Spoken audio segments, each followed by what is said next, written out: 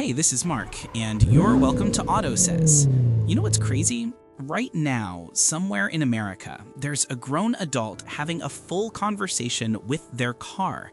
Not on the phone, not to a passenger, but actually talking to the car itself, like it's a living, breathing member of the family. They've given it a name, they remember its birthday, the day they drove it off the lot, and they'd probably skip a family dinner before they'd miss an oil change. Sound ridiculous? Well, before you judge, stick around because the psychology behind this is way stranger and more fascinating than you think, and honestly, you might just realize you're one of these people too. If you're loving this already, smash that like button and subscribe because we're diving deep into the bizarre world of automotive attachment, and trust me, this rabbit hole goes way deeper than you'd ever imagine. So let's get into it.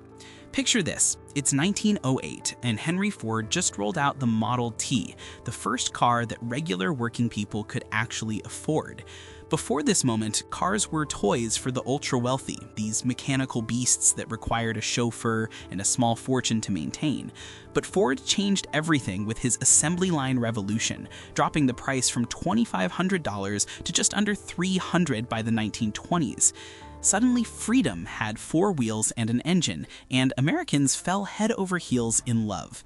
But here's where it gets interesting. These early car owners didn't just see their vehicles as transportation, they saw them as extensions of themselves, as symbols of their independence, their success, their very identity in this rapidly modernizing world.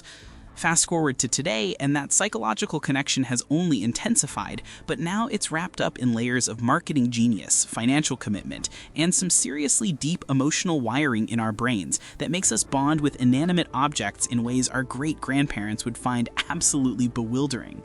You're probably wondering what's actually happening in our brains when we form these attachments. Well, neuroscientists have discovered something wild. When we interact with possessions we're emotionally invested in, our brains light up in the same areas associated with human relationships. Yeah, you heard that right. The same neural pathways that fire when you think about your best friend or your dog also activate when you think about your beloved car. It's called the endowment effect, and it's this psychological phenomenon where we assign disproportionate value to things simply because we own them. But cars are special because they hit multiple psychological triggers simultaneously. They provide us with control and autonomy in a chaotic world. They're often our second largest purchase after a home, which means we're financially and emotionally invested on a massive scale. And they literally carry us through life's most important moments. First dates, road trips, moving to new cities, late night drives when we need to think.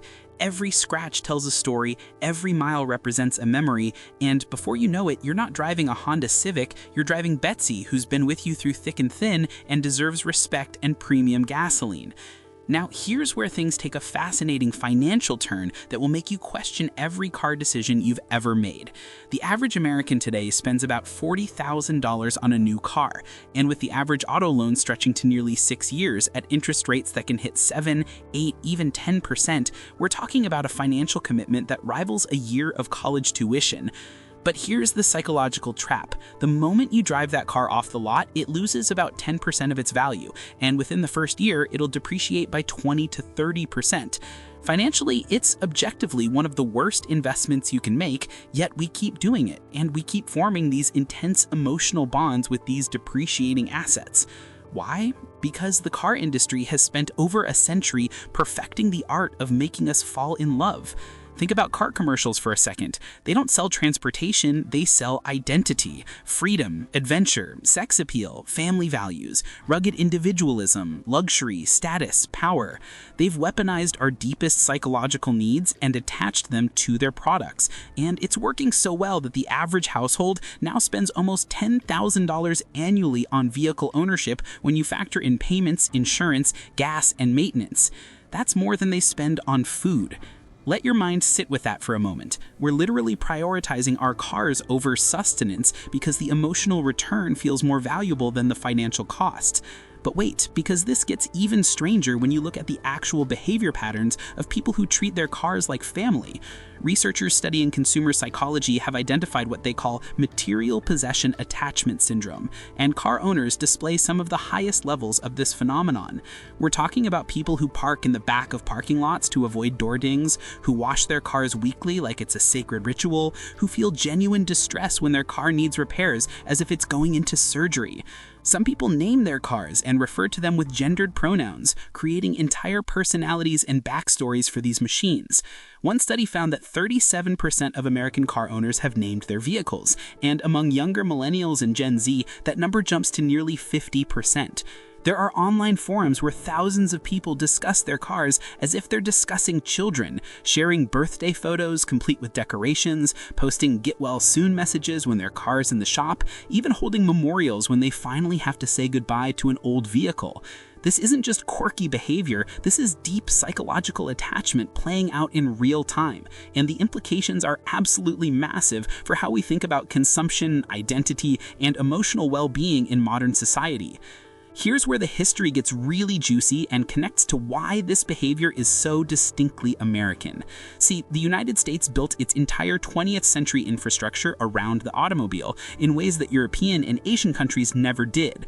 After World War II, the Federal Highway Act of 1956 dumped $25 billion into creating the interstate highway system, and simultaneously suburban sprawl exploded as white families fled cities for car-dependent neighborhoods with their perfect lawns and two-car garages. The American dream became fundamentally intertwined with car ownership. You couldn't be successful without one, you couldn't access opportunity without one, you even couldn't do basic errands without one in most places.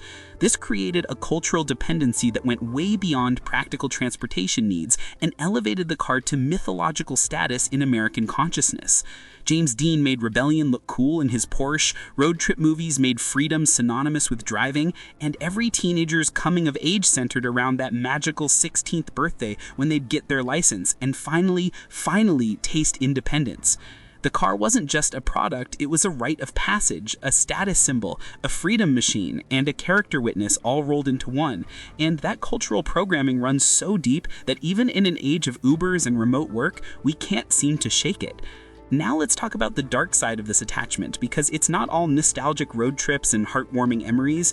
This emotional connection makes us incredibly vulnerable to financial manipulation and poor decision-making. Dealerships know exactly how to exploit our psychological weaknesses.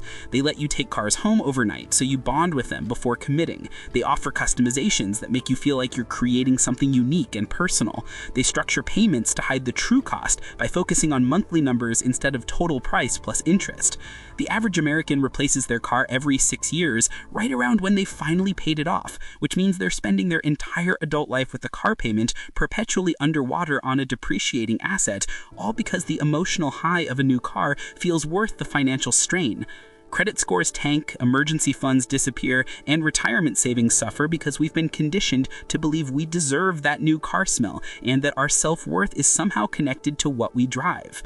The psychology gets even more twisted when you consider how cars have become extensions of our social identity in the age of social media.